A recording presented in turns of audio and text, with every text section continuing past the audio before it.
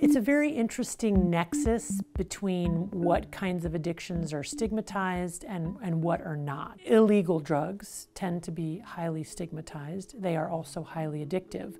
But nicotine and alcohol are also highly addictive and harmful, and yet much less stigmatized because they're legal and widely available. Then you have a whole set of behavioral or process addictions, some of which are highly stigmatized, like sex and pornography, and others of which are not stigmatized at all, like work addiction, right? Our modern heroes are basically people who never stop working and striving.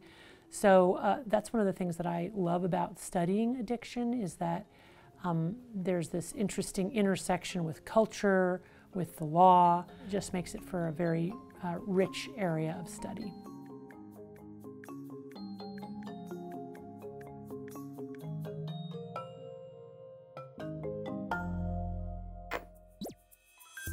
In the 1980s and 1990s in the US, we had a terrible crack cocaine epidemic that primarily involved Black and brown people living in urban settings. And at that time, addiction was conceptualized as primarily a moral problem and a willpower problem.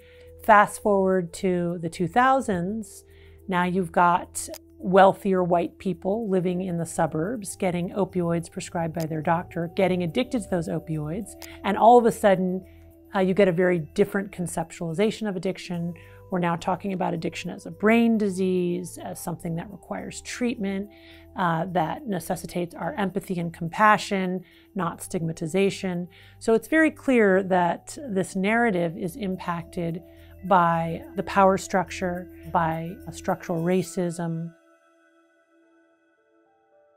For 200 plus years, the medical system resisted that until the opioid epidemic, and when there was this new embracing of addiction as a brain disease. But the evidence for addiction as a brain disease has really been around for a long time. We have a lot of neuroscience showing distinct brain changes involving dopamine levels. When you give evidence-based treatment to people with the disease of addiction, they have response rates that are on par with people who are treated for other chronic illnesses, like certain forms of heart disease, obesity, depression, anxiety.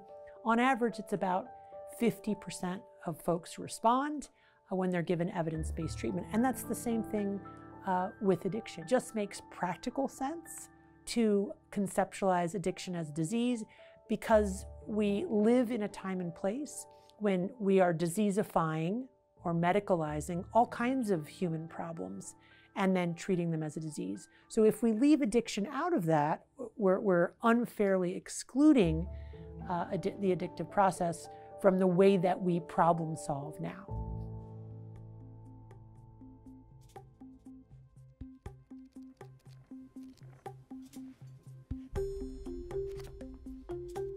Emphasizing that there are many wonderful things about it, but we can't ignore the things that are not good and not healthy, especially when we think of our most vulnerable, which includes children and their developing brains.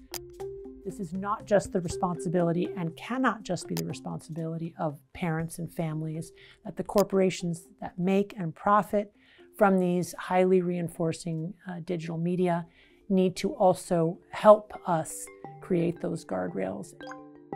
Trying to get rid of some of the inherent addictive design elements, like the autoplay, the infinite scroll, the notifications, especially during school hours and during the evening.